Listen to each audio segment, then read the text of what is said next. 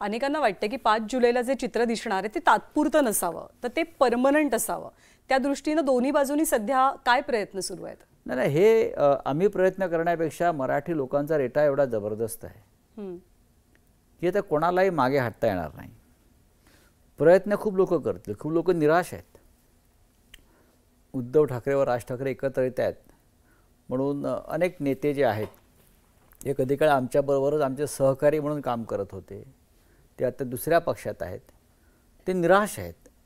त्यांना वैफल्य आले की हे आता दोन नेते किंवा दोन भाऊ एकत्र आले तर महाराष्ट्राचं राजकारण याच्यामध्ये मोठी उलथापालथ होईल. फक्त निवडणुका नाहीत तर सामाजिक राजकीय रचनेमध्ये बदल होतील.